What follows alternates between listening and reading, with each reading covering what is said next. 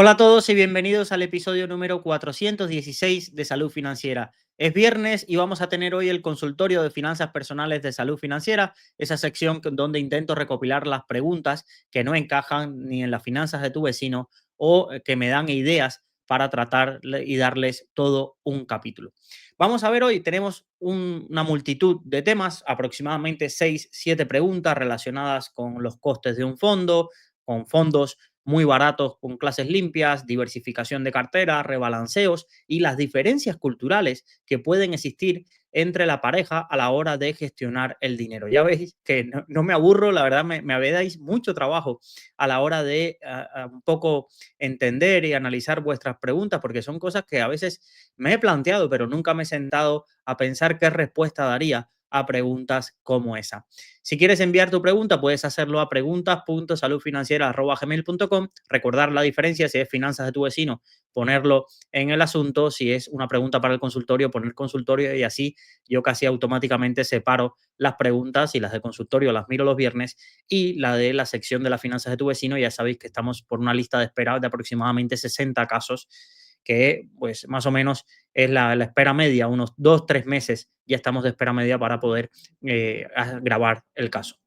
Bueno, antes de empezar, quería hacer una reflexión con respecto a varios de los oyentes que me habéis estado escribiendo durante la semana diciendo: oye Luis, hay determinadas cuentas, en particular una, que está utilizando tu contenido del curso para promocionar como que él ha descubierto un fondo de inversión, en particular de los que hablamos en el curso, y pues hacer el típico embudo de venta de: ay, ¿qué fondo es? Pues léelo en la newsletter. Cuando en la newsletter léelo en mi membresía y cosas así.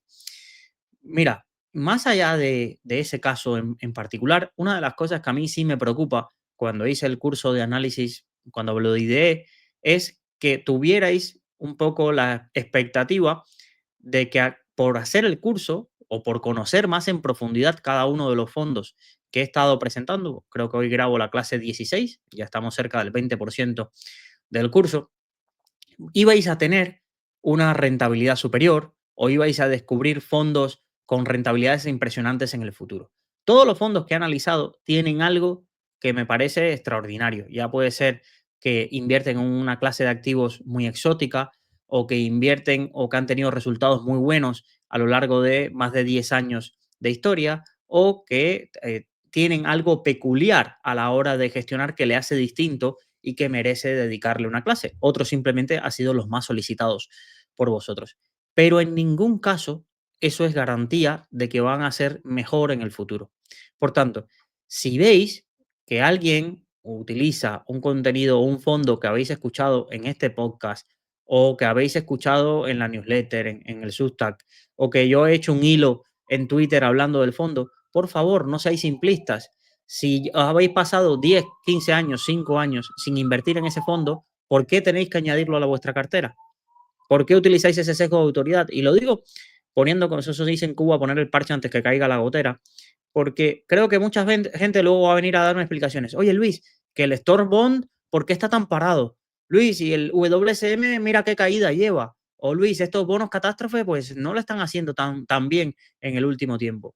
Y para nada, para nada. Primero, no voy a contestar porque que yo haga un curso, por ejemplo, llevo 16 clases y de los 16 fondos analizados yo solo tengo contratado uno. Y sabéis que me gustaría tener hasta 10 fondos en cartera y solo tengo uno. ¿Porque me parecen los otros 15 malos? No, porque simplemente no son para mí, o en el momento actual que estoy en la cartera o la visión que tengo para la misma no encajan, o simplemente me gusta un poco por curiosidad intelectual, no porque tenga que añadirlos a la cartera, ni muchísimo menos. Y me siento muy tranquilo para mí también ha sido interesante estar haciendo este curso porque estoy aprendiendo un montón.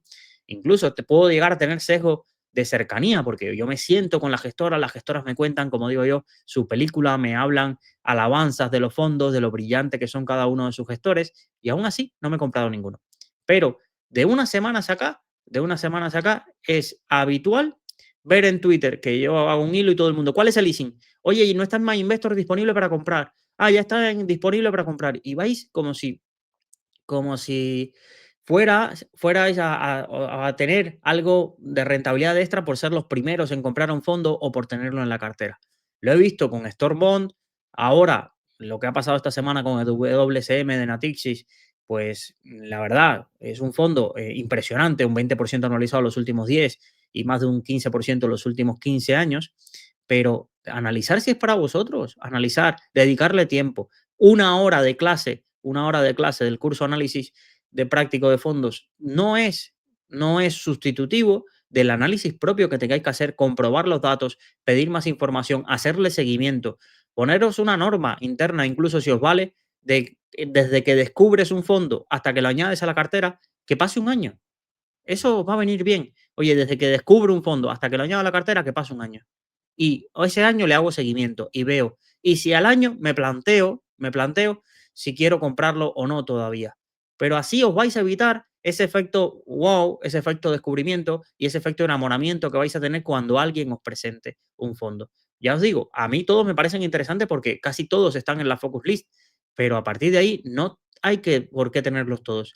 Y si hay alguien que se aprovecha de ese FOMO o de eso, evidentemente lo va a seguir haciendo. Lo va a seguir haciendo porque no es culpa de él, sinceramente, no es culpa de él. La culpa es de quien consume ese contenido, con quien consume ese contenido y se cree las, como digo yo, patrañas o ideas o sesgos de intentar haceros ver que el comportamiento pasado de un fondo va a ser extrapolable al futuro desde una misma magnitud y que descubrir un fondo que lo ha hecho un 30% anualizado los últimos 3 años, eso va a seguir siendo repetible.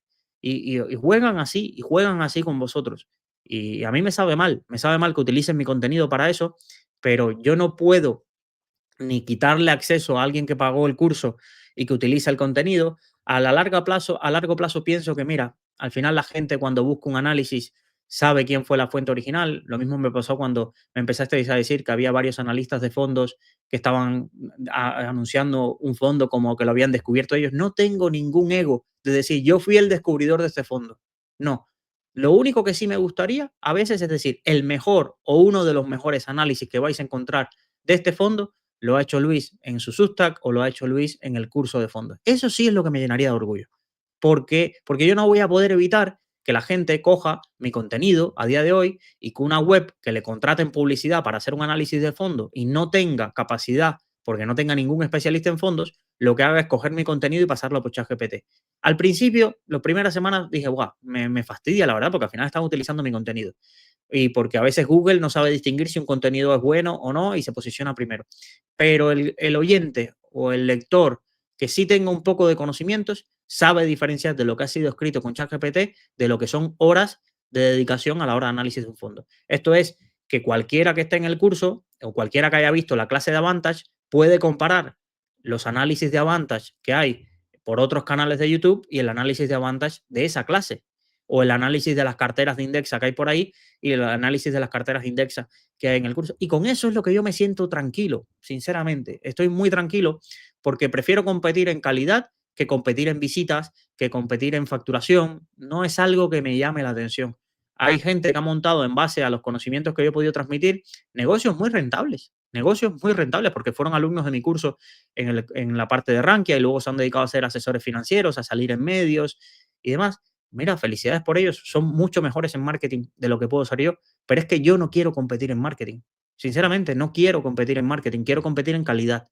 Y en calidad, pues tengo referentes, están los análisis de Moclano, los de Dani, los de Astralis, los de Estructurero, pues las reflexiones que aprendo de, de Agen Jordi, por ejemplo, en el foro o de Camacho, en el foro de Más Dividendos. Todo este tipo de cosas son de las que me quiero nutrir. O de la perspicacia de Manolo a la hora de analizar un poco los mensajes que se lanzan desde fondos españoles o de gestoras internacionales. Ahí, compararme con eso. De verdad, compararme con eso. Porque siempre va a haber gente que adecue lo que es una divulgación en un formato de marketing que atraiga a muchísimas masas y que publique análisis vacíos y que tenga muchísimo más impacto en cuanto a eso. Y yo ya os digo, ahí todo el mundo puede venirle nombres de imágenes de divulgadores a la cabeza con miles y miles de seguidores, pero que cuando tú comparas en los análisis de fondos que hacen, se le ven muchísimas lagunas. Pues eso es lo que yo quiero, que llegue y que mi oyente sea un inversor formado, que sepa distinguir lo que es un análisis de más calidad de un análisis que es generalista y por eso lancé el curso. ¿Vale? Pero no os preocupéis, no, no me enfada si lo utilizan y demás, allá ellos, habrá siempre alguien que pague membresías de ciento y pico euros o que pague cursos de 3.000 euros para que te enseñen lo que en un libro de ETFs con 5 euros te lo puedes aprender, pero para mí no es culpa de quien venda 3.000 euros el curso de ETFs, es quien no conoce o no tiene conocimiento para pagar por algo que básicamente de forma gratuita tiene. ¿Qué pasa? Que a veces pensamos que como pagamos 3.000 euros vamos a tener información adicional. Es decir, si cuesta 3.000 euros es que esto se tiene que rentabilizar, si no nadie lo pagará. Y pensamos que lo que vale 5 euros o que una clase de un curso de fondos valga 1 euro, pensamos que eso no vale nada.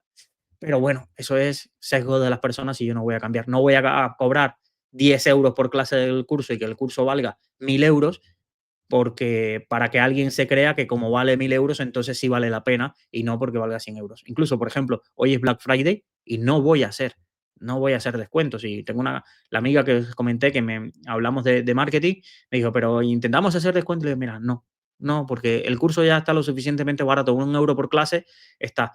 Que en noviembre hemos vendido un 10% menos de lo que se vendió en octubre, pues no pasa nada, no pasa nada. Es decir, no es algo que me mueva, no es algo que, mira, son personas que han decidido confiar en un curso, o confiar en el curso de TEFES o en los libros. No es algo que ahora puse un máximo y a partir de aquí tengo que seguir vendiendo más. La verdad es que no. Y estoy más centrado en cómo lograr seguir divulgando y con la cantidad de faena que hay. Eso es un poco la obsesión que tengo ahora de ver un poco cómo logro administrar el tiempo porque no me da la vida para escribir newsletter, hacer una clase del curso, ir a Madrid 1 o 2 días por semana, responder a vuestras dudas, las que no salen en consultorio y en finanzas de tu vecino, pero hay mucha gente que me escribe con cosas puntuales y que le contesto, o gente que me manda un saludo y que evidentemente se merece si se ha dedicado unos minutos a que yo le devuelva el saludo o le responda la pregunta. Bueno, vamos allá, que ya llevo 11 minutos del consultorio y solo he estado hablando de mí. Vamos a hablar de vuestras preguntas. Y la primera es muy sencilla, una línea. Buenas, tengo una pregunta. ¿Cómo estás más diversificado? ¿Con el MSCI World más emergentes más small caps o con Indexa 10-10? Bueno, la primera pregunta, lo mejor es verlo a través de un X-Ray. Con esa configuración que me has hablado, yo he supuesto que le has puesto 80-10-10, 80 MSCI World, 10% emergentes y 10% small caps. Vale, lo que vamos a tener es una cartera 100% renta variable, aquí es igual que Indexa, una cartera muy sesgada a grandes compañías, normal por el peso que le di, ¿vale? Una diversificación geográfica muy escorada hacia Estados Unidos, 65% Estados Unidos, Europa solo pesa un 15%, principalmente Reino Unido un 3% y el resto de compañías europeas solo un 7%, Asia un 16%, del que Japón pesa un 5% y bueno, China y el resto de países de la región asiática cerca de un 8% la suma de ellos. Por sectores, 27% en tecnología, luego 16% en servicios financieros, y, por ejemplo, sector salud 8%, industriales 11%. Esta sería la configuración que tendrías con una cartera MSCI World emergentes Small Caps. Ahora vamos a qué tendríamos en caso de tener la cartera 10-10 de Indexa. Hay que hacer una matización. La cartera 10-10 puede tener varios perfiles.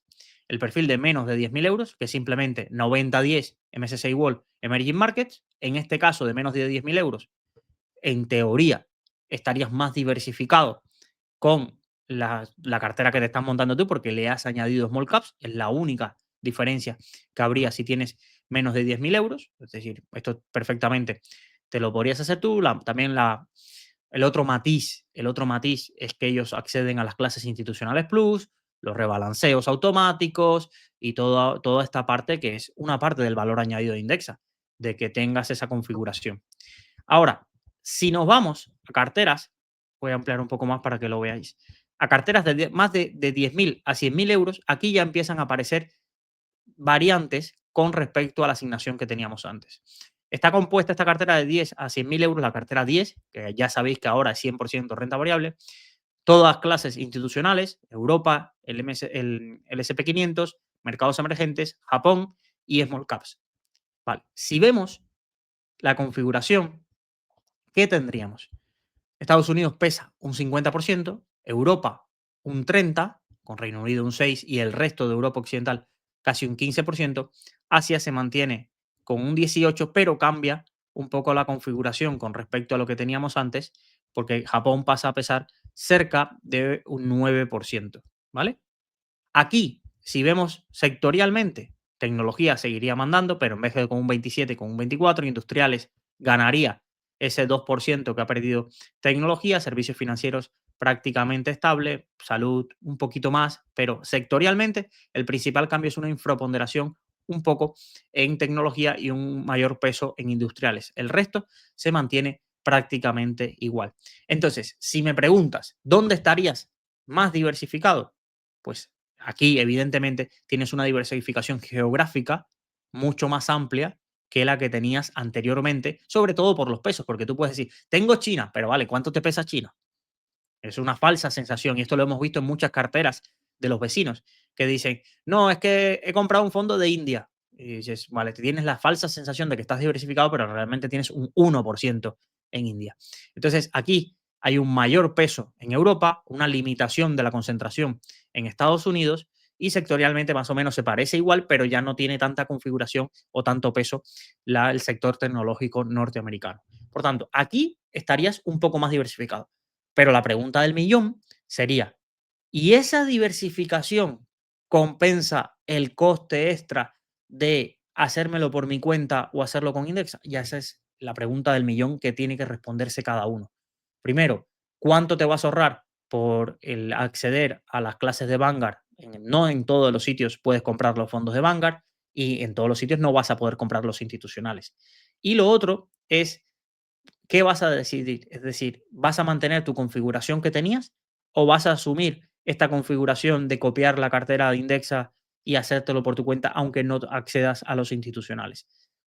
¿Cada cuánto vas a hacer el rebalanceo? Aquí ya no hablamos de 2 fondos, hablamos de 6 productos. Hacer los rebalanceos aquí ya se complica un poco más. Por tanto, es una de las decisiones que hay que tomar. Sabéis que Indexa es patrocinador del podcast, pero yo os doy las alternativas para que conozcáis. En la cartera de más de 100.000 euros, el único matiz es que aparecen el Asia-Pacífico, región Asia-Pacífico, que en las de 10 a de 100.000 no aparecía, ¿vale? En las de 10 a 100.000 no aparecía, aquí lo tenéis. Aquí lo vemos, Pacífico ex Japón, que gana un 3%. No es excesivo. Japón baja del 9 al 8 y luego se reparte, por ejemplo, Estados Unidos pesa un poquito menos, un 43. Bueno, habría que sumarle luego el peso de small caps, pero se distribuye. Estas son las carteras de más de 100.000 euros. Recordar también, y esto es algo interesante, que Indexa tiene un fondo ya de 100% renta variable, es decir, no te tienes que abrir cuenta con ellos para invertir en una cartera creada por ellos. Y tiene ese fondo 100% renta variable que hemos ya visto en otras ocasiones del podcast, donde aquí Estados Unidos sí pesa cerca de un 50%, ¿vale? Japón lo vemos aquí cerca del 8%, Europa con un 28%, pues vamos viendo las diferencias. Aquí tecnología se va a un 22% porque la cartera no es exactamente igual, utilizan ETFs, lo vemos, utilizan ETFs de estos productos y no es una configuración, como decimos, 100% con fondos indexados, no, aquí hay una variante, pueden cambiar los índices, claro, una cosa es el Eurostock, otra cosa es el MSCI Europe, pueden llegar, por ejemplo, aquí en vez del SP500 que había antes, el 4 tienen el iShares Core SP Total US Stock Markets. Van cambiando algún tipo de los perfiles, pero en general es una cartera muy, muy parecida a la 100% Indexa, pero esto es algo que muchos desconocen, que Indexa tiene un fondo 100% renta variable que puedes contratar en Renta 4. Yo creo que MyInvestor también está disponible. Vamos a la siguiente pregunta. Lo primero de todo, felicitarte por tu trabajo y por todo lo que haces para la comunidad. Descubrí hace poco tu podcast e intento seguir todos los capítulos. Como bien decía el otro día, otro oyente, es una pena no poder escuchar todos los antiguos. En ese sentido, quizás podrías hacer algún episodio recopilatorio o un capítulo resumen de los que tú crees que han sido los mejores y así poder priorizarlo. En todo caso, gracias nuevamente. Mi duda para el consultorio es la siguiente. En el capítulo de Fera Capital ponías de manifiesto que poner el dinero en una cuenta remunerada de un broker es peligroso. Más allá del caso concreto de Fera, es una recomendación general. Entiendo la tentación que puede tener una empresa de usar esos fondos para apalancarse en alguna operación, pero no me parece tan distinto de lo que haría un banco tradicional. que al final la cantidad real de cash que tienen es insignificante respecto al balance de tus activos, de cuentas y depósitos. Y en todo caso, siempre actuaría el Fondo de Garantía de Depósitos de cada país. Te lo pregunto sobre todo porque estaba pensando llevar mi fondo de emergencia a XTB, donde tengo algunas pocas inversiones y ahora además están dando un 3,5 en la remunerada, que efectivamente está protegido por el Fondo de Garantía alemán, que a mi modo de ver es bastante más fiable que el español incluso. Bueno, sobre la primera parte de la pregunta, sí, es una pena. Es una pena que no, que haber hecho tantos episodios hace que haya mucho valor. Yo veo atrás episodios que tienen 10 escuchas, 15 escuchas, y de los que yo me los pasé muy, muy bien. Si os pusiera lo que pudiera ser de efecto recopilatorio, es recomendaciones de libros. Todos los libros, pues, La guerra de los chips, El mundo en venta, todos esos libros, la biografía de Elon Musk, es prácticamente un resumen de los 100 primeros capítulos. Porque en cada capítulo lo que hice fue coger ideas que se mencionaban de pasada en esos libros, profundizarlas, apuntarme las mejores reflexiones. Entonces, en los recopilatorios de libros que he leído y que podéis ver simplemente por el título del capítulo o cosas así, yo creo que sería un buen resumen de escuchar esos mismos. Luego, del 100 al 200 hay casos de las finanzas de tu vecino, pero puede haber algún caso que haya dicho, guau, este caso fue muy interesante por la tipología de cartera o por ejemplo, todos aquellos episodios que hice que generaron muchísimo debate sobre las estrategias de return staking. Todos esos son productos o análisis que he hecho. Por ejemplo, hay mucho análisis de fondos que me dicen, Luis, ¿por qué no haces un análisis de Numantia? Y yo os recomiendo, cada vez que penséis que si algo no está, vais al buscador de YouTube y hay una lupita dentro del canal, no en el buscador general, dentro del canal de salud financiera hay una lupa donde podéis poner un tema y os sale si se ha hablado o no, si está en la descripción del episodio, porque hay muchísimos análisis que me pedís que ya están hechos en capítulos muy antiguos. Pero yo os diría que no os agobiéis porque en los casos de las finanzas de tu vecino, muchos vuelven. Esto es como los pantalones campana. Pues cada cierto tiempo, casos no son idénticos, no hay cosas de la vida igual, cada persona es un mundo, pero en el fondo la reflexión va sobre lo mismo. Y es bueno oye, quien lo ha escuchado todo, algún capítulo dirá, bueno, esto ya, el típico funcionario casado que con 35 años o funcionaria que decide ponerse una vez que ya pagó la casa, a ahorrar y poder intentar decir, oye, ¿y ahora qué hago con mis ahorros? Esto, muchísimas personas que acaban de ser padres, hay muchísimas personas ya jubiladas que han sido vecinos con un patrimonio importante que intentan ver cómo lo gestionan, muchas dudas o propuestas de asesores financieros o carteras de gestión discrecional que la gente le envían y que han puesto a consulta. Más o menos eso es un poco la idea. Sobre la segunda pregunta, a ver, vamos a hacer un matiz. El tema tiene mucha razón lo que dice nuestro oyente. Bueno, Luis, al final, si yo invierto en un broker y en la cuenta remunerada del broker, pues la utiliza mal, pues mientras que esté protegido por el fondo de garantía y tenga menos de 100.000 euros, pues es lo mismo que si invierto en un banco, en una cuenta remunerada de un banco y el banco tiene una mala praxis o le pasa como el Popular que termina quebrando o el Silicon Valley Bank y demás. Bueno, hay matices. ¿Y dónde están los matices? No es lo mismo la supervisión que tiene una entidad bancaria, no es lo mismo los controles, un poco el colchón de capital que tienen muchísimas entidades bancarias que el control de capital y las cuentas que tiene un broker, por muy grande que sea el broker, ¿vale?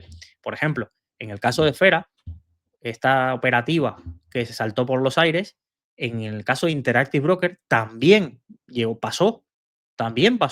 Interactive Broker, y buscar las noticias, sufrió una pérdida de 60 millones porque no pudo cerrar a tiempo todas las posiciones de futuros que había de sus clientes. Y esas posiciones de futuros generaron pérdidas. ¿Qué pasa? Que Interactive Broker es un gigante y 60 millones que hubieran saltado por los aires para muchos otros brokers, en el caso de Interactive Broker, pudo asimilar esa pérdida.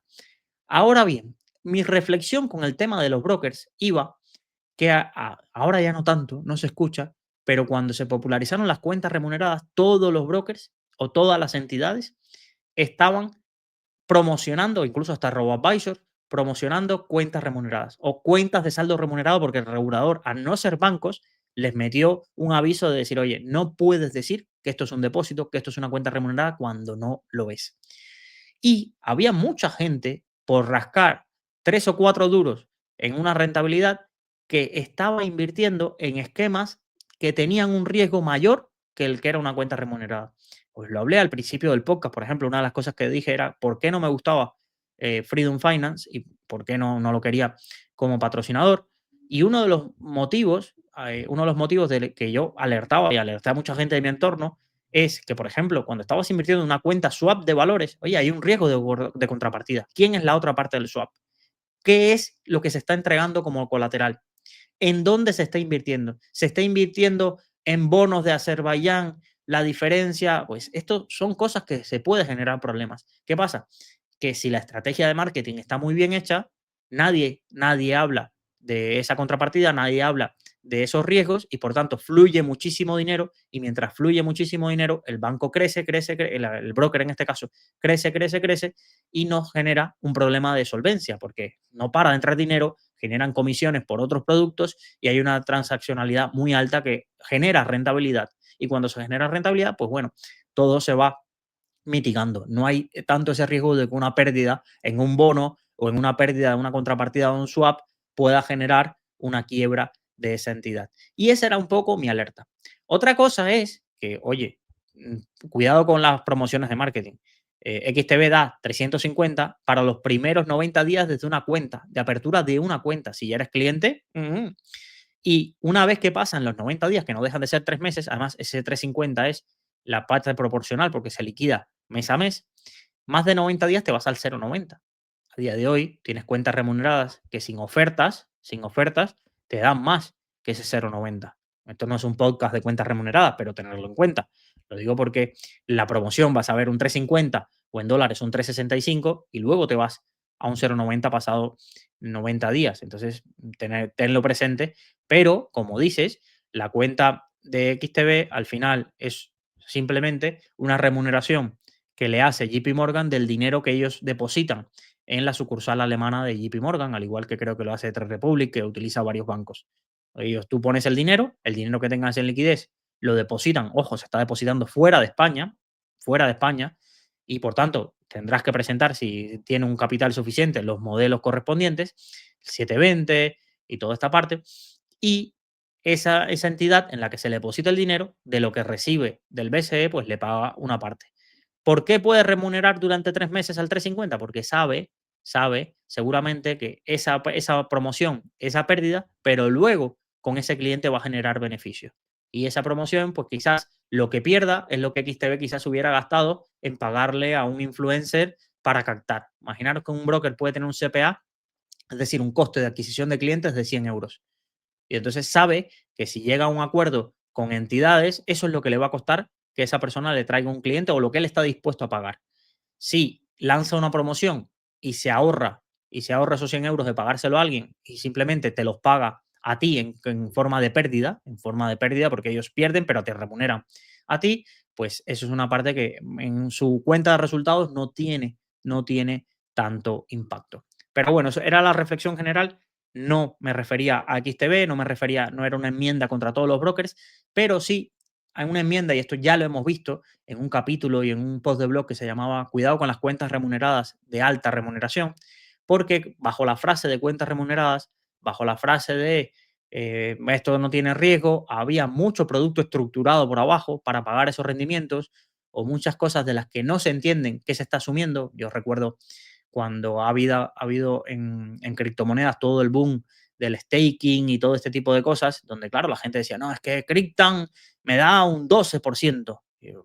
Para pagarte un 12%, imaginar quien te lo paga, el coste tan alto del capital que tiene que asumir por tener para poder pagarte a ti un 12%. Y era un poco la reflexión, que había mucha gente que dice, cuenta remunerada no tiene riesgo, pues me cojo la de más alta remuneración, y hay que leer siempre la letra pequeña. A día de hoy es muy fácil con la inteligencia artificial poder intentar analizar, le coges si tú no entiendes el folleto, oye, resúmeme este folleto y qué riesgos estoy asumiendo, cuál podría ser un peor escenario. Y este tipo de cosas creo que pueden ser muy válidas para personas que no tengan un gran conocimiento, que se les haga bola los documentos jurídicos. Pues mira, coge los documentos jurídicos, se los pasas a una IA y que la IA te resuma cuáles son las principales cosas que te puedes estar arriesgando.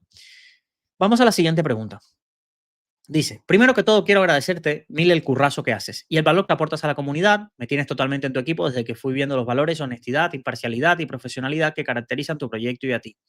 Hace unas semanas abrí los ojos en el mundo de las inversiones y me conciencié de que ya tenía que empezar a mover mi dinero y dejar de tenerlo estancado en mi cuenta perdiendo valor. Quería agradecerte porque estos primeros pasos los estoy dando en fondos de inversión acompañado de tu podcast y vídeos principalmente. Además, quería traerte mi caso personal como consulta a petición por si te resultaba de interés echarme una mano, usar este tema como material para tus episodios. Tengo 27 años, aprobé unas oposiciones y mi sueldo neto rondará los 1.500-2.000 euros aproximadamente. Y en estos últimos años noto cada vez más la inflación y las limitaciones en mi vida con los precios que afrontamos. Esto me preocupa por mi futuro y poder llevar una vida decente que vaya en aumento. El caso es que hasta hace unas semanas lo máximo que me había planteado era tener una cuenta remunerada y poco más debido a la gran pobreza de educación financiera en mi vida y al miedo general a la palabra inversión y bolsa.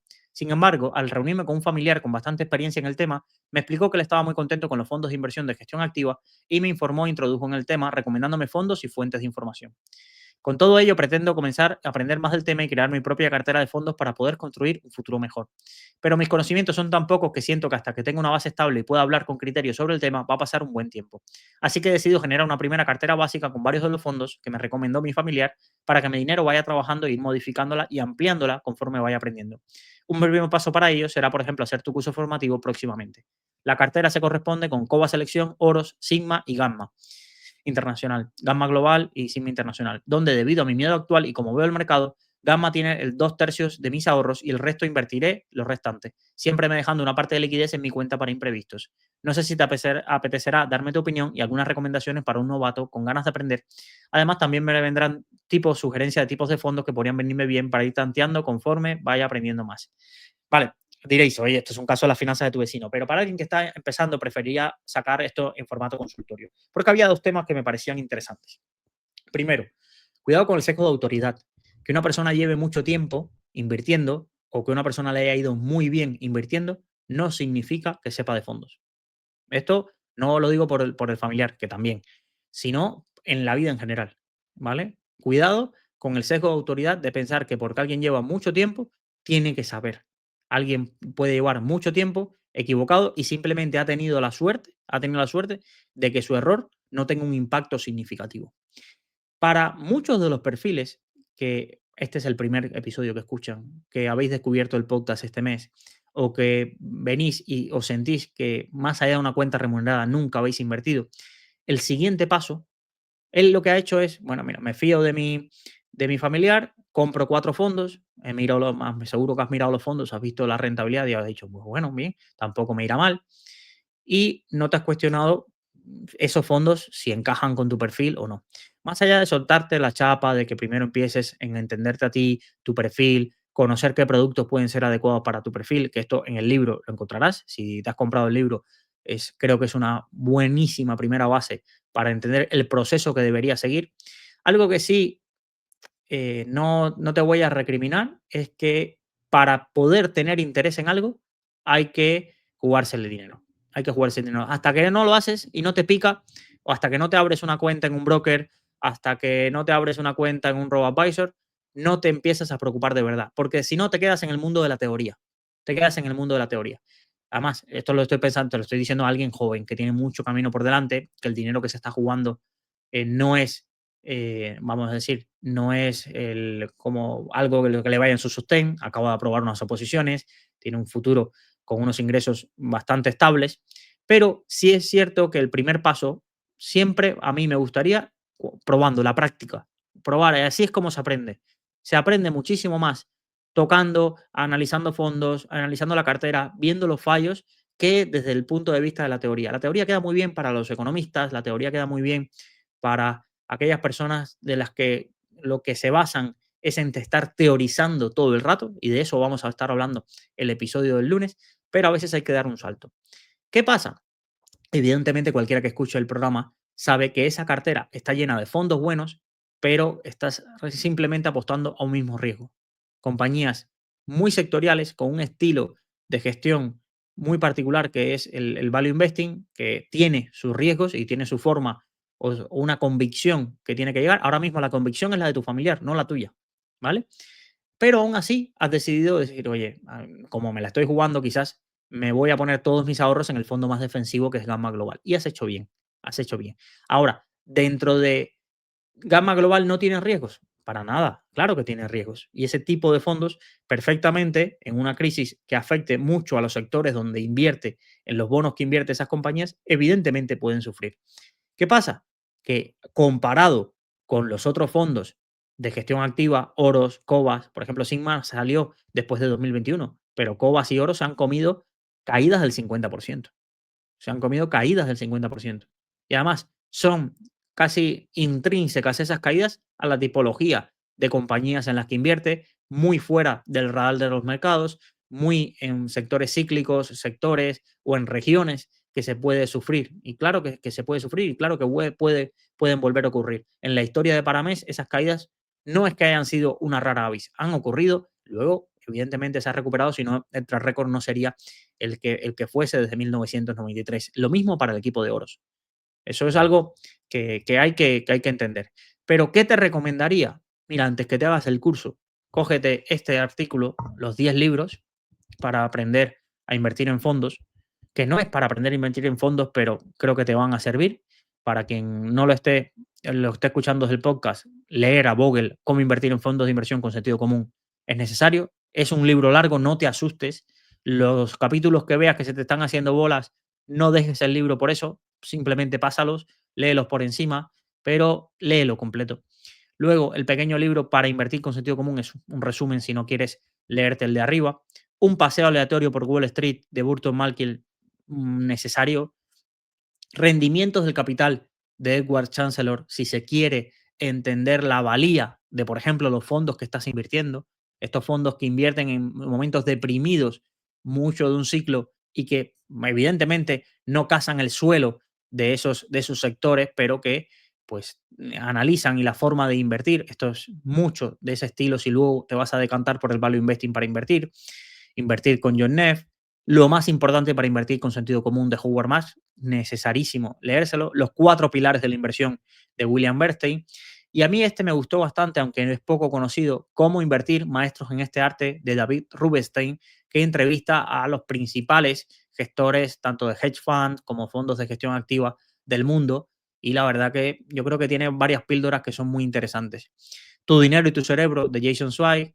Menos costes y más rentabilidad, de Unai Sejo. Bueno, y la última recomendación, mi libro, pero no es que yo no creo que esté a la altura de los 10 anteriores. Mi libro es más para la parte práctica.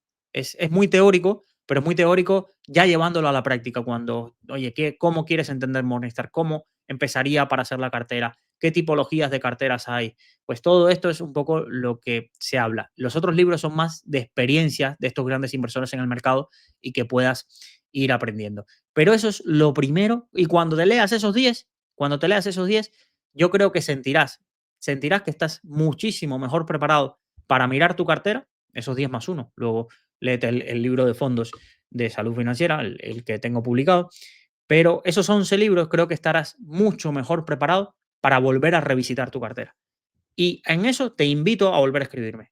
Es decir, léete esos 10, 11 libros en el próximo año y a partir de ahí intenta volver a repensar tu cartera, cómo la tienes configurada y vuelve a escribirme que estaré encantado de ayudarte en las finanzas de tu vecino con esa cartera. Pero seguro, seguro que te darás cuenta de que puedes tener una cartera muchísimo más equilibrada, muchísimo más adecuada a tu perfil de riesgo y irte conociendo y a medida que te vas conociendo, ir optimizando la cartera con esos ejemplos antes que lanzarte a una recomendación que te pueda hacer yo o una recomendación que te pueda hacer el familiar. No estás poniendo todos tus ahorros en riesgo. Evidentemente puede llegar una caída de renta variable que afecte a tu patrimonio, pero tu objetivo es a largo plazo. Entonces tampoco me obsesionaría con si llega una caída o no. Y a día de hoy, buena parte están en uno de los productos defensivos, un mixto defensivo que puedes estar tus ahorros tranquilos ahí, sobre todo en un horizonte temporal de 2, 3 años. Evidentemente, Gamma puede caer con fuerza, pero mientras los bonos no quiebren, normalmente a los 2, 3 años se podrá haber recuperado por ese efecto de la duración, bueno, la duración no, del carry, la convexidad de los fondos hacia el valor del valor de amortización de los bonos. Perdón. La siguiente pregunta. Este es un habitual del podcast, no voy a desvelar su nombre, pero hay varios episodios donde os he compartido sus reflexiones o sus ideas a la hora de gestionar la cartera. Dice, quería compartir contigo algunas reflexiones sobre fondos de gestión activa barata y pedirte tu opinión para complementar y contrastar la lista que estoy utilizando como referencia. Mi idea parte, del mismo modo que existen expectativas racionales de rentabilidad en los distintos tipos de activos, también dentro de la gestión activa, especialmente si se tiene acceso a clases limpias o institucionales, como es el caso de los clientes de Ironía, podemos establecer una referencia sobre cuándo un fondo puede considerarse caro o barato. Por supuesto, no se trata solo de buscar bajo coste, sino que haya calidad de la gestión que acompañe. Te dejo un resumen de algunos fondos que he ido recopilando como posibles ejemplos de gestión activa con un coste razonable. Pues en renta fija, el Neuberger Berman Short Duration con un 0,29, DWS Euro Ultra Short Fixing con 0,15, Deutsche Cost Worldwide Global Stock, bueno, aquí será Global Fund, Bond Fund 0,45, que aquí él señala el stock, Flashback Bond Opportunities 0,52, en renta variable, el Deutsche Cost Global Equity 0,63, un matiz, el mínimo de inversión es de 50.000 euros en este fondo. Bailey Gifford Long Term Global Growth 0,68, GQG Partners Global Equity 0,75, MFS Contrarian Value 0,75, GMO Quality Investment 0,53, Brandes Global Value 0,89, Brandes European Value 0,85, Capital Group New Perspective 0,80, T. Rowe Price Global Focus Growth 0,85 y Bailey Gifford Discovery 0,88. A ver, hay que matizar que estos son las comisiones de las clases limpias o institucionales de estos productos, a lo que habría que sumarle los 99 euros de Ironía o lo que sea, porque creo que próximamente subirán los precios de Ironía, no mucho, pero creo recordar que para el año que viene quizás haya una subida de precios, no sea 99, pero no será 140, quedaros tranquilos, pero evidentemente hay que sumarlo, según el patrimonio que sea, esos 99 euros también hay que sumarlos al coste. Luego hay que matizar que esto no es el coste total, como hemos estado viendo. Los costes totales habría que sumarle los costes de operativa, en algunos casos si hubiese comisión de éxito o no, todo esto hay que tenerlo en cuenta. Pero es una realidad. Y más allá de yo proponerte otros fondos baratos, por ejemplo, hay mucha gente que se ha sorprendido en la clase que he publicado en el curso sobre Palm Harbor, de que Palm Harbor a día de hoy su comisión es de 0,60. 0,60 un fondo de renta variable. Por ejemplo, recordar, Baelo Patrimonio también ha tenido costes muy bajos, 0,57. 0,57, que la última vez que lo recuerdo, quizás sea un poco menos, pero 0,57. Cobas, para los que llevan más de 7 años, su comisión es del 1%. Para Luxemburgo es 1,25, que en este tipo de fondos no se consideraría excesivamente caro. Pero todo lo que baje del 1% en renta variable y todo lo que baje del 0,50, 0,60 en renta fija, podríamos considerarlo muy barato para lo que es gestión activa. Evidentemente hay diferencias. No es lo mismo invertir en renta fija corporativa que invertir en un cuasi monetario como los Ultra Fixed Income, Grupama Alpha Fixed Income y todo esto. Si te cobran un 1,50, pues es muy difícil que ellos logren sacar una rentabilidad por encima del monetario, porque tendría que estar asumiendo un riesgo más alto o ser extraordinariamente buenos rascando rentabilidad con ese tipo de comisiones.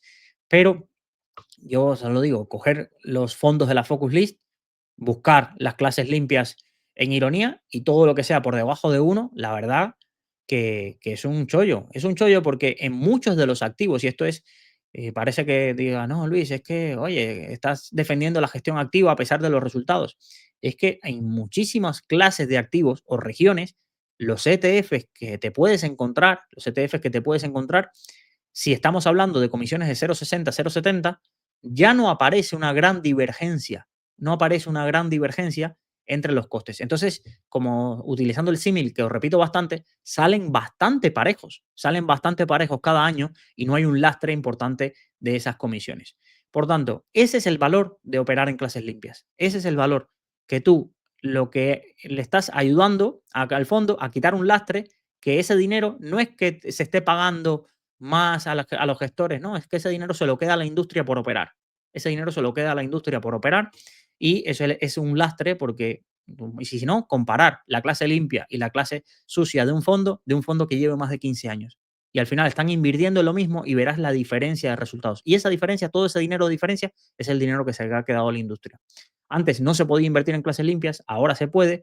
aprovecharlo mientras dure. No sé si en 10 años no pondría mis manos en el fuego pensar que en 10 años se va a poder seguir invirtiendo bajo estos modelos a los costes actuales, o ya sea un 0,30 dBn o con ironía con 99, 100 euros. Y lo digo porque, evidentemente, ese dinero que la industria va perdiendo por ahí, mientras es poco, no les molesta, no les molesta, no les molesta. Pero cuando sea más grande, pues yo no sé yo cómo reaccione el lobby de toda la distribución o este lobby completamente de todos los que están por el medio quedándose con una parte de esas comisiones. Luego, me pregunta, tengo una duda técnica. ¿Es correcto que el TER no incluye los costes derivados del uso de derivados o los costes operativos asociados a la rotación de cartera? Me preocupa especialmente en casos como GQG, Partner Global Equity, donde la rotación parece más elevada. Si te parece bien, me encantaría que pudieras sugerirme más opciones en esta línea. Estoy seguro de que he pasado por alto muchos fondos interesantes que no conozco, aunque existen algunos fondos españoles con patrimonio comparable a los de esta lista, ninguno se acerca a estos niveles de TER. Creo que una de las mejores formas de cuidar al cliente es ofrecer costes ajustados, como suele decirse, cariño con cariño se paga.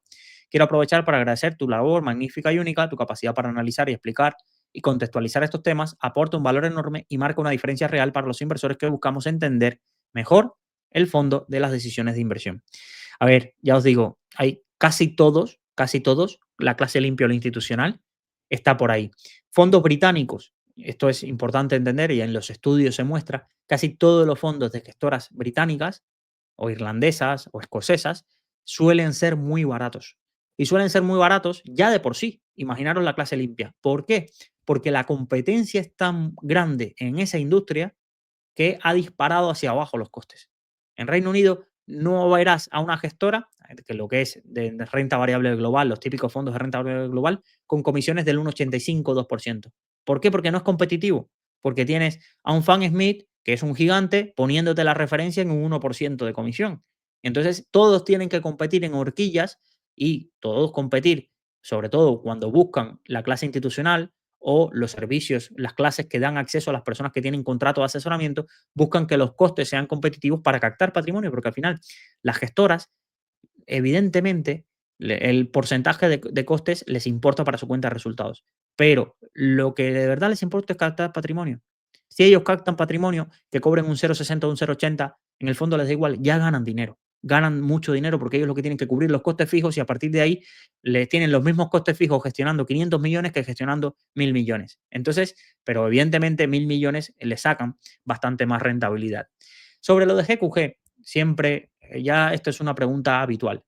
Ir al annual report. Ir al annual report, que lo tengo por aquí, creo recordar, del fondo. Pues a ver si está aquí.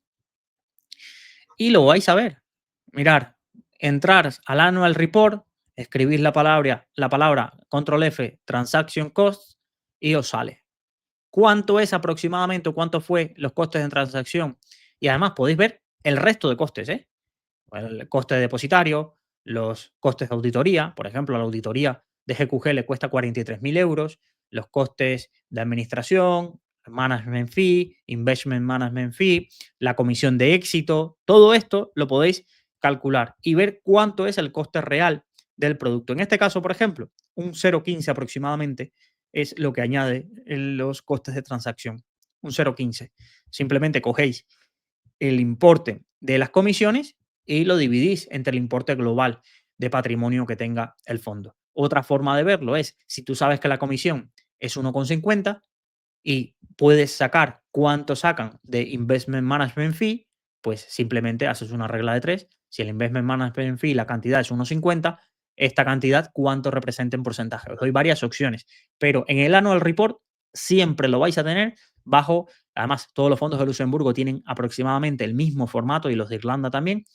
Poner Transaction Cost y lo ponéis, control F y lo encontráis. La verdad, es muy sencillo para quitaros esa duda. Pero es verdad, los fondos no incluyen ese tipo de costes. Los costes de derivados también lo podéis ver aquí, los costes de auditoría, todo lo relacionado con esto lo podéis ver. Cuánto impactan de la comisión de gestión, de la comisión de éxito, todo eso lo podéis ver. Siguiente pregunta. Nos quedan, creo recordar, dos.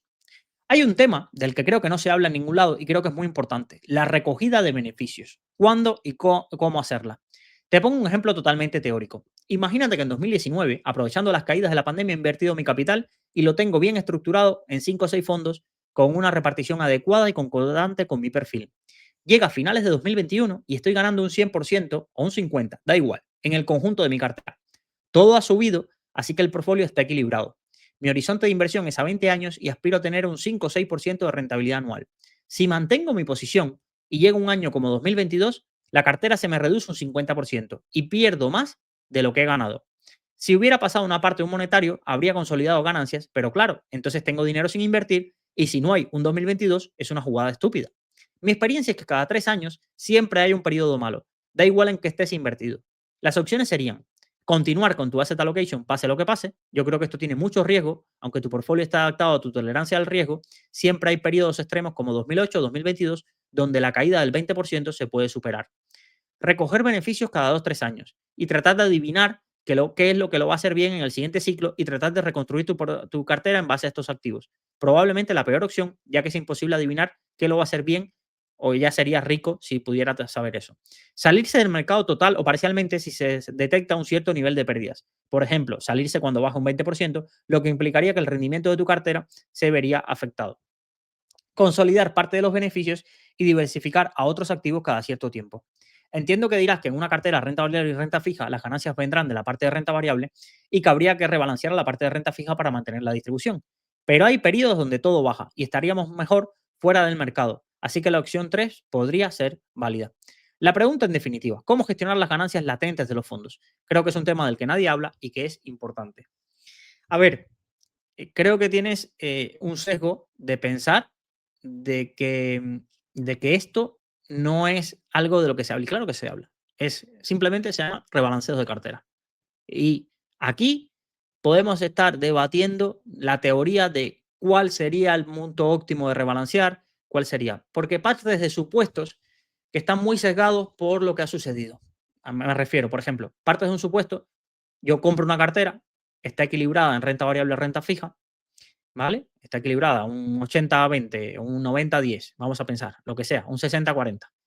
¿Todo sube igual? Bueno, todo no subirá igual, porque si sube la renta variable, si sube la renta variable y sube la renta fija en igual proporción, pues raro sería, raro sería. Pero bueno, imaginaros que la cartera sigue equilibrada porque ha subido tanto la renta variable como la renta fija. Vale. Llega una caída como 2022. Llega una caída como 2022. Partes en el supuesto de que todo caería igual. Las caídas no son exactamente iguales. No son exactamente iguales la que ocurrió en renta variable y en renta fija. ¿Qué pasa? Que estamos muy sesgados por el tipo de renta fija que algunos tenían en cartera. El tipo de renta fija que algunos robo-advisors tenían en cartera, por el tipo de renta fija que algunas entidades, como por ejemplo la cartera permanente, tenían en cartera. Evidentemente, 2022 es un año muy atípico. Ha habido otros años de grandes caídas del mercado que la renta fija prácticamente que no fuese renta fija corporativa, la renta fija gubernamental, no lo notó prácticamente esas caídas. Por ejemplo, no compara la caída de un fondo de renta fija gubernamental de enero a marzo de 2020 con la caída de un fondo de renta fija corporativa entre febrero y marzo, que se acercó al 15-20%. Entonces, ¿cuál es el problema? Que hacemos la simulación con escenarios que nos encajan muy bien en la hipótesis que queremos tener en cuenta, que es, oye, básicamente lo que tú quieres es tomar beneficios, coger y que decir, oye, la cartera ha subido mucho, pues tengo que vender cuando la cartera haya subido mucho. ¿Por qué? Porque así me evito de que si llega una caída, yo me la coma. ¿Cuál es la diferencia? Que puedes estar muy fuera del mercado durante mucho tiempo y que la caída nunca llegue. Y que cuando decidas entrar, porque bueno, ya te has perdido 2 o 3 años fuera, pues entonces te pille a pie cambiado y ahí ocurre la caída. O que intentes entrar cuando ha ocurrido una caída porque ya crees que es suficientemente caída y luego siga cayendo. Y luego siga cayendo. Además, partimos de la base de que tú no aportas, no tienes liquidez, no tienes más aportaciones, pero estamos hablando de que depende también el horizonte temporal. Por aquí decía, creo que mi horizonte temporal es de largo plazo. Oye, si tu horizonte temporal es de largo plazo, si tu horizonte temporal es de largo plazo, pues en el largo plazo lo que te demuestran las caídas es que luego ha venido recuperaciones. Ahora, intentar ponernos el sombrero y decir, ya, pero ¿y la rentabilidad que hubiera sacado si hubiese anticipado las caídas y luego hubiese entrado cuando ocurriesen?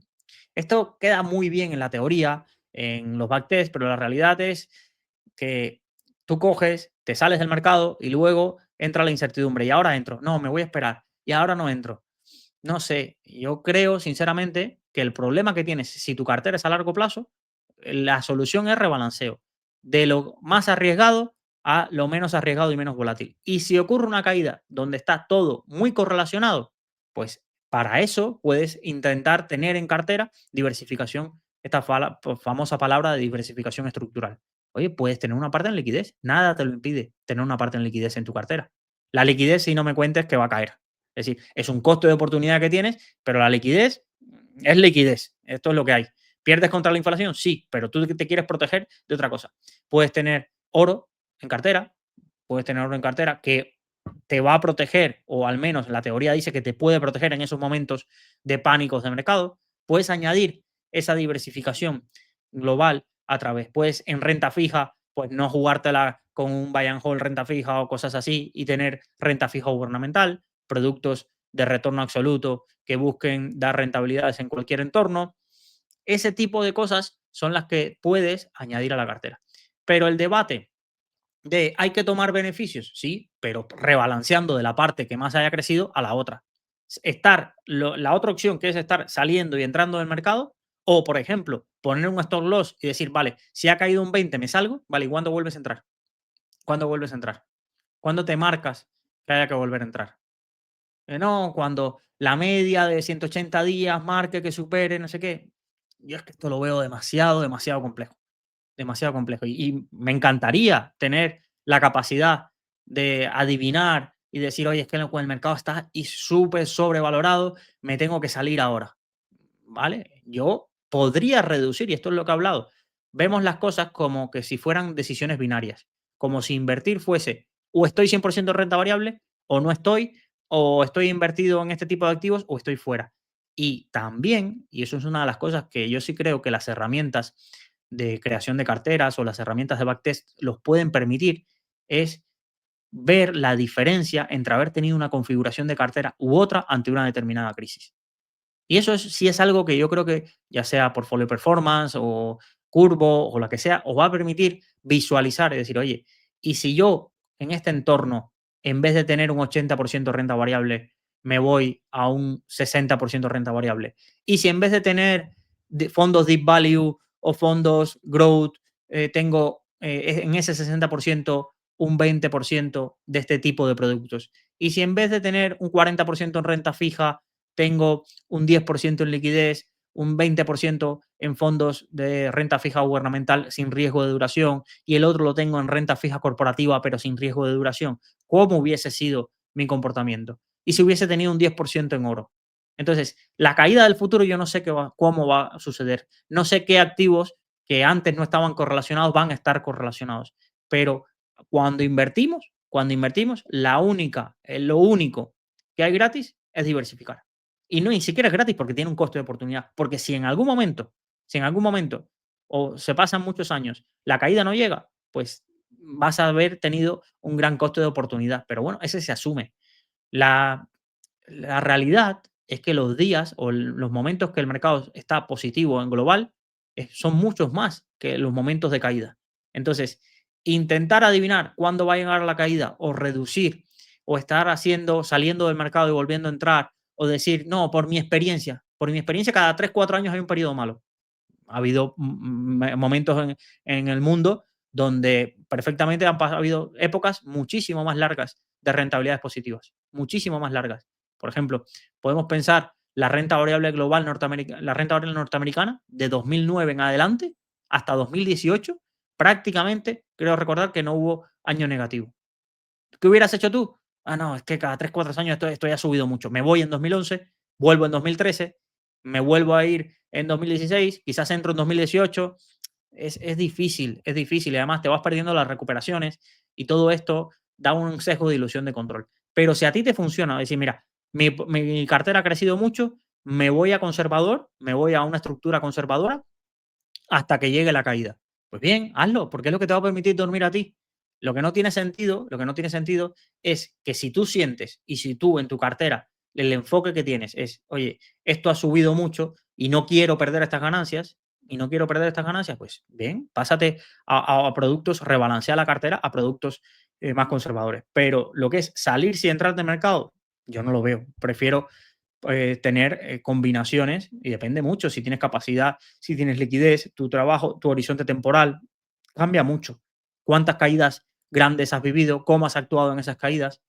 Pero la mejor opción, si tu horizonte temporal es de muy largo plazo, y esto cualquier estudio te lo va a mostrar, es continuar con tu asset allocation, pase lo que pase, y simplemente hacer rebalanceos. Y simplemente hacer rebalanceos. Tener una cartera diversificada y hacer rebalanceos. Y si quieres protegerte aún más de eso, pues diversifica más, diversifica más, diversifica más, metiendo oro, teniendo liquidez en cartera. No hay, no hay otra opción que podamos ver en ese sentido. Porque recoger cada 2 o 3 años beneficio, que es la segunda opción que marcas, es market timing de manual. Y no hay un estudio, no hay un estudio que diga que hacer market timing sea la mejor opción del mercado frente a las otras. La tercera opción, salirse del mercado total o parcialmente si se detecta un nivel de pérdidas. Y yo esto de verdad que no lo veo porque es lo que te digo, te sales del 20, pero ¿cuándo vuelves a entrar? ¿Cuándo vuelves a entrar?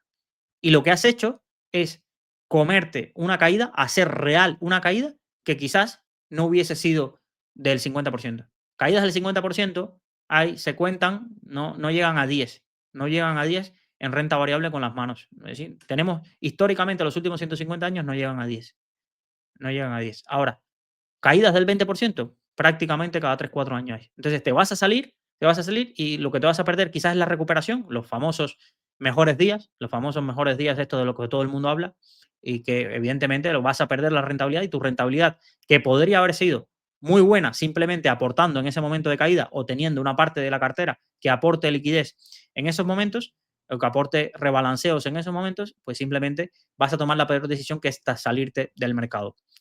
Entonces, es un poco las reflexiones que me vienen con tu caso. La última pregunta del día, fíjate, no la he puesto, la he puesto solo así. Diferencias culturales a la hora de gestionar el dinero entre parejas de distintas nacionalidades. Y esto es un tema interesantísimo, interesantísimo, que me ha llevado, por ejemplo, a descubrir la teoría de las dimensiones culturales de Hofstede, el modelo de las 6 dimensiones. He estado leyendo acerca de la administración del dinero y el bienestar subjetivo de la pareja, cómo vemos qué le da bienestar subjetivo financieramente a un hombre y qué le da bienestar subjetivo financieramente a una mujer, a estar hablando con la IA acerca del caso que me envió esta persona y este oyente, pero es algo importante, importante, y yo creo que más allá de entrar en estereotipos o generalizar, sí hay que entender que a día de hoy, por la globalización, cada vez tenemos más parejas de distintas nacionalidades, de distintas culturas. Yo soy un ejemplo de ello. Mi mujer es española, yo nací en Cuba, viví 20 años en Cuba y tenemos muchísimas diferencias. Y a medida que hemos avanzado los años, ya casi llevamos 10 años juntos, tenemos una frase, o yo utilizo una frase que me gusta mucho cada vez que nos damos cuenta de que no estamos de acuerdo en algo, pero no porque no querramos estar de acuerdo, simplemente porque nuestra configuración mental basada en cómo nos enseñamos en la sociología o cómo aprendimos a hacer o lo que vimos en nuestro día a día es totalmente distinta. Y tenemos una frase que es, esto es una diferencia cultural. Esto es una diferencia cultural. Lo que para nosotros en Cuba puede ser un comportamiento socialmente aceptado y lo normal, aquí podría ser pues una extravagancia o pasarse o tener en cuenta. Por ejemplo, lo voy a aterrizar para que veáis un ejemplo. A mí me llamaba muchísimo, muchísimo la atención cuando estudié aquí en la universidad, y esto creo que lo he comentado en un episodio, el botellón. No porque me llamara la atención el botellón, evidentemente, pero sí me llamaba muchísimo la atención, voy a poner aquí mi cara para que no, que todo el mundo llevara como su botella que iba a vender a beber y se la comprase y fuera como distintos perfiles y demás. Esto era una diferencia cultural muy clara con lo que yo vivía en Cuba. En Cuba, el que tenía dinero dentro del grupo de amigos, ese día lo compraba, al mes siguiente lo compraba el otro, pero no había esa sensación de estar haciendo cuentas de hoy pagué yo, mañana pago el otro. Y evidentemente, me parece, si lo miro más justo y más racional, lo que sucede o cómo lo enfocáis aquí, al menos en España o en Europa, este concepto, pero sería algo que yo en mi grupo de amigos nunca se me ocurriría hacer, de llevar unas cuentas de hoy invité yo, además tenemos mucha cultura, al menos en mi grupo de amigos, o lo que yo viví, de invitar. De invitar. Oye, y esto lo vivía yo cuando era responsable en Rankia, de que a veces al equipo a mí me encantaba invitar. Y la gente, no, no, que te hago viso. Y yo, pues 3 euros no soy ni más rico ni más pobre. Me encanta, ¿sabes? Como me siento agradecido que si nos ha ido bien, pues quiero invitar yo, quiero invitar yo. Por ejemplo, culturalmente, lo de que el día de tu cumpleaños pagues tú si invitas a unos amigos, eso en Cuba sería inimaginable. Es decir, el día de tu cumpleaños no pagas nada en Cuba. Incluso todo el mundo espera regalos, no que tú tengas ese detalle. O ya nos cuento lo de pagar por ir a una boda.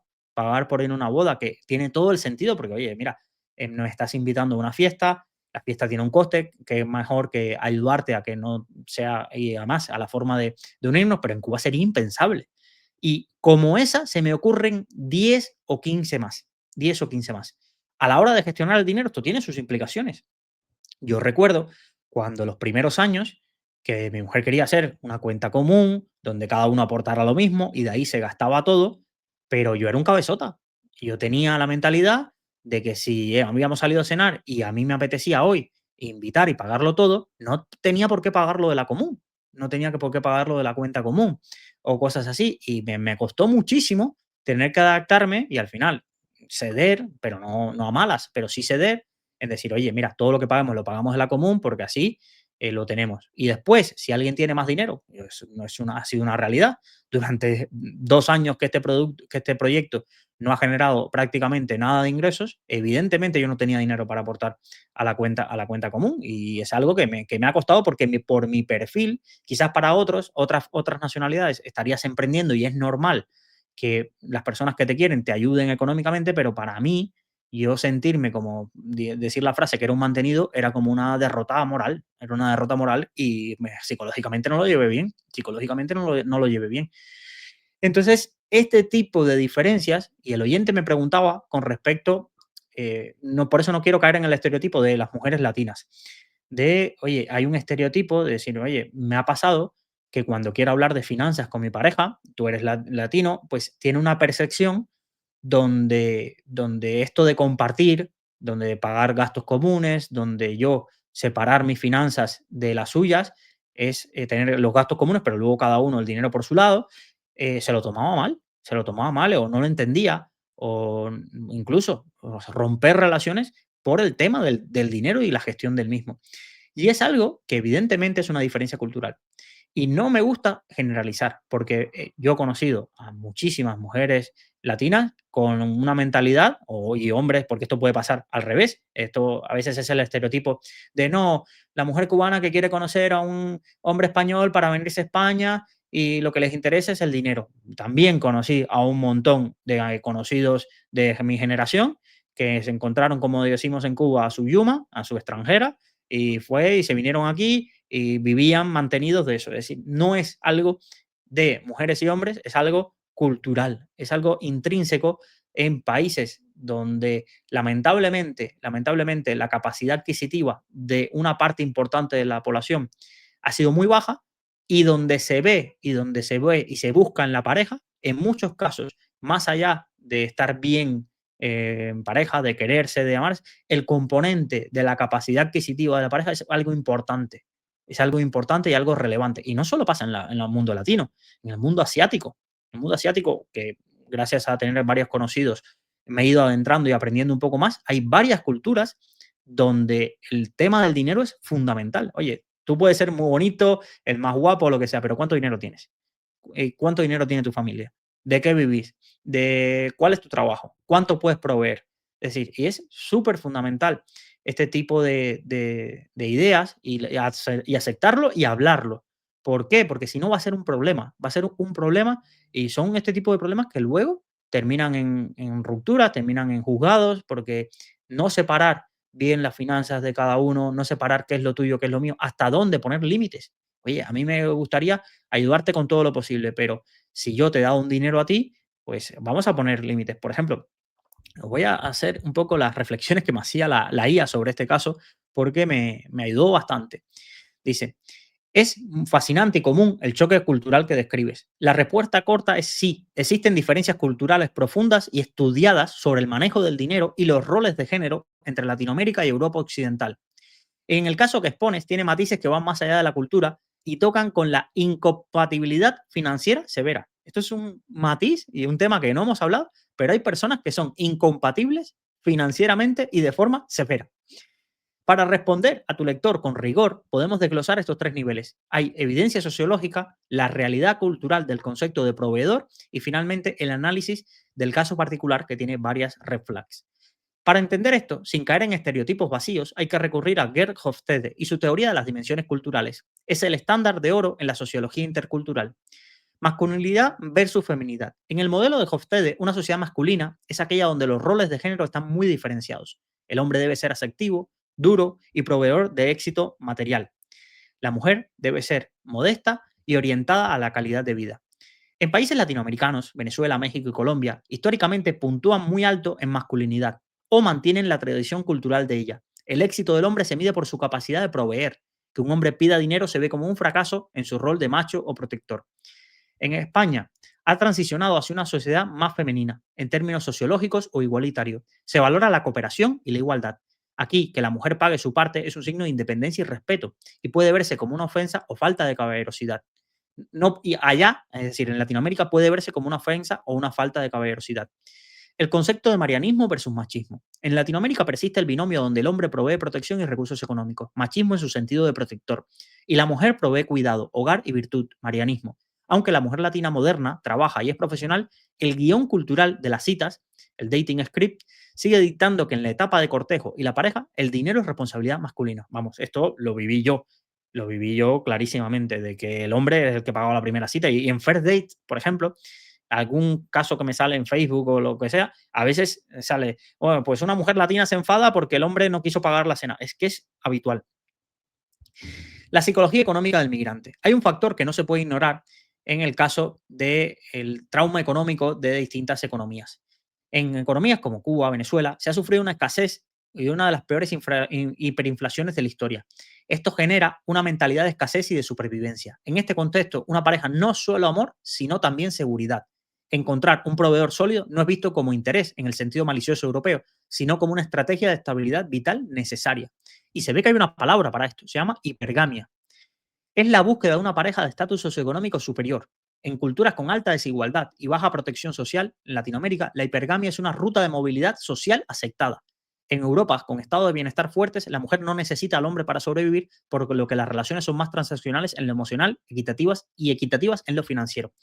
Y, ojo, no quiero centrar en esto, ya les digo, de mujeres a hombres, porque en mi caso, por ejemplo, he visto más conocidos chicos casados con chicas por lo que se podría llamar interés o hipergamia que al revés. Lo que pasa es que tenemos mentalizado y lo que nos llega es otra cosa, pero lo he visto y es súper común. Yo recuerdo que en Cuba decíamos, no no hace falta ser guapo, lo que hace falta es tener dinero, porque siempre la gente más guapa de toda mi ciudad, tanto chicos como chicas, al final sus parejas siempre eran el que tenía un restaurante, que en Cuba eso era así nuestros niveles de riqueza, el que tenía un restaurante, el que tenía una moto o este tipo de cosas. Aquí es donde debes decirle a tu lector que no todo es cultura. Hay comportamientos del relato que cruzan la diferencia cultural y entran en el abuso financiero o narcisismo. El término princesos, efectivamente, en redes sociales latinas se usa despectivamente para hombres que esperan que la mujer pague el 50% y se considera poco hombre. El problema no es que esperase que se pagara, es la falta de reciprocidad y la realidad. Y bueno, aquí entra a distintos casos.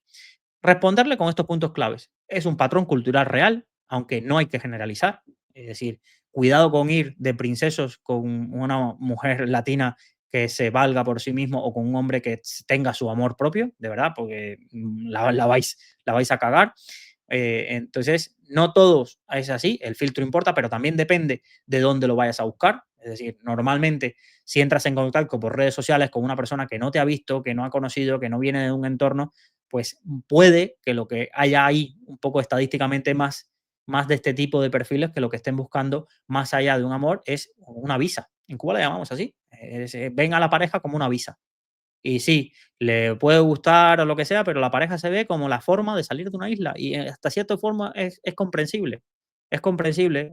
No diría que lo acepto ni nunca me parecerá bien, pero hay que vivir en un país pobre, hay que vivir en un país pobre, hay que vivir lo que es ver a tu familia sin medicinas y luego la realidad de lo que puedes ayudar, de la diferencia entre el que se quedó y no puede ayudar a su familia, del que se fue y puede ayudar a su familia, como para ponernos a valorar si está bien o está mal, es moral o éticamente aceptable. Hay que entender, hay que hablar y hay que ser consciente de las realidades de cada país. Hay que ser conscientes porque aquí nadie piensa que Dinio estaba enamorado de Marujita, o no sé si se llama Marujita o no, pero todo el mundo puede llegar a entender que era una vía para ganar fama o era una vía para solucionar su situación y la de su familia. Y no me parece, ya te lo digo, no me parece bien, pero lo que no voy a hacer es vivir de espaldas y pensar que esto no es una realidad.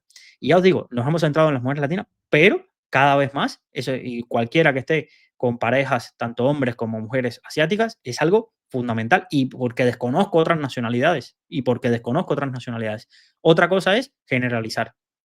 Ni todas las personas asiáticas te miran por el dinero, ni todas las personas latinas, tanto hombres como mujeres, cuando se enamoran o se casan con alguien de aquí, pues lo importante es, pero es un punto hablar porque hay diferencias culturales y ni todas las personas van con mala fe, ni todas las personas van con mala fe a hacer daño, simplemente hay unas diferencias a la hora de hablar de dinero a la pareja que incluso dentro de distintas formas de un mismo país puede haber dos personas con enfoques totalmente distintos. Ya os digo, por eso generalizar a veces es más complejo porque se basa en las experiencias que ha tenido uno.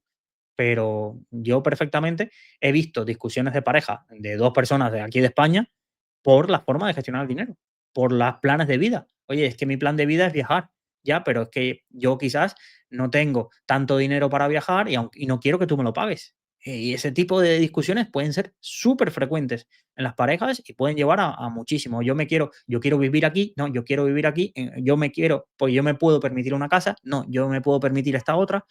Y esto son algo que daría, yo creo, para muchísimos y me agrada que se haya trasladado esta pregunta aquí, porque os animo a hacer este tipo de debates que creo que pueden dar mucho juego, de comentaros vuestra experiencia abajo sobre cuáles son los principales motivos o las diferencias culturales que habéis tenido con vuestra pareja a la hora de gestionar el dinero o a la hora dentro de vuestra misma familia, los temas tabús o las diferencias que habéis visto con otras nacionalidades. Yo creo que es un tema a veces difícil de entrar porque podemos caer en muchos clichés, pero que yo creo que es necesario si cada uno, porque es algo práctico y algo que le puede pasar a muchísimos de vosotros y de vosotras a la hora de afrontar el dinero y la relación de pareja. Muchísimas gracias a todos, gracias por quedaros un día más en un consultorio, que suelen ser los capítulos más extensos, y nos vemos en un próximo programa de salud financiera. No gastéis mucho en el Black Friday y sobre todo gastar en cosas que os hagan crecer y no cosas que os consuman vuestro dinero. Muchísimas gracias y nos vemos en un próximo episodio.